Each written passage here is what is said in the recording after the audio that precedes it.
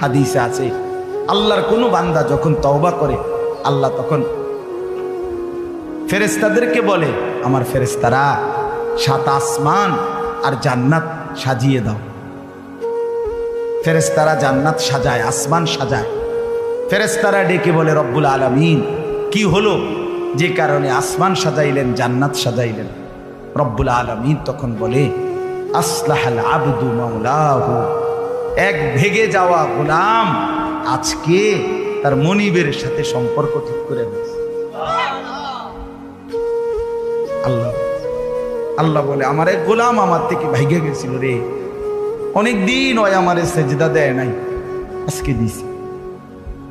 অনেকদিন সে আমারে ডাকে নাই, আমি খুব কষ্ট পাচ্ছিলাম। আমার বান্দা আমার হাতে গড়া, আমার দেওয়া নাক চোখ কান, আমার দেওয়া জবান, আমার দেওয়া জিহ্বা, আমার গড়া বান্দা আমারে ভুলে আমার থেকে ছুটে গেছে। আজ আমার সেই ভেগে যাওয়া বান্দা আমার কাছে ফিরে আসছে। লাল্লাহু আশাদ্দু ফারাহান বিতাওবাতি আবদি, নবী সাল্লাল্লাহু আলাইহি সাল্লাম বলেন, আল্লাহ তাআলা ভীষণ খুশি হয় বান্দা যখন তওবা করে। এজন্য যুবক ফিরে আসো, নওজোয়ান ফিরে আসো, নিজের ক্ষতি করো।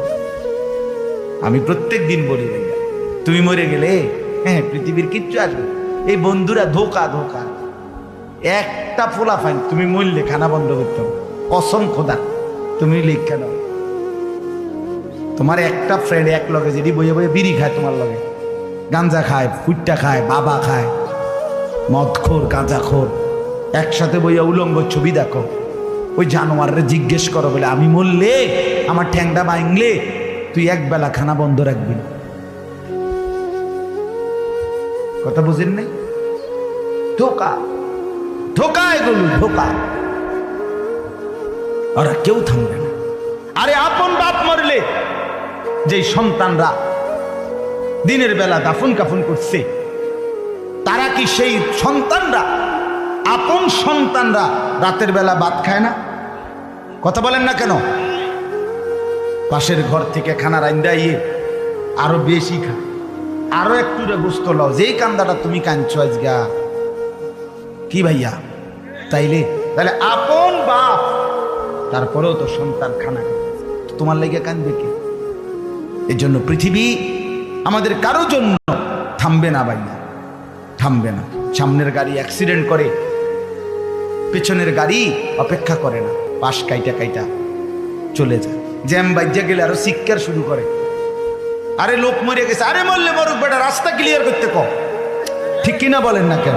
তোর বেটা বেটা কেডা মরছে না মরছে বেটা, এর লেগে বুঝি মাসে রাস্তা আটকায় রেখে, মানে এই যুক্তি দেখা। তাহলে কেডা মরছে না মরছে মানে তোর মতো এক মানুষ মরছে। ঠিক কিনা বলেন না? তোর মতো এক সুস্থ সবল মানুষ মরছে বেটা, যে একটু আগে হাত নাড়তো পা নাড়তো, সেই মানুষটা এখন রক্তে ভাসতেছে বেটা। পাত্তাও নাই, কিসের সময় কার হাতে সময়? সবাই মেশিনের মতো, যন্ত্রের মতো দৌড়াইতেছে। রাস্তায় দেখেন না সিএনজি অটো কি করে সবাই, কারো হাতে সময় নেই। ঠিক কিনা বলেন? কে কাকে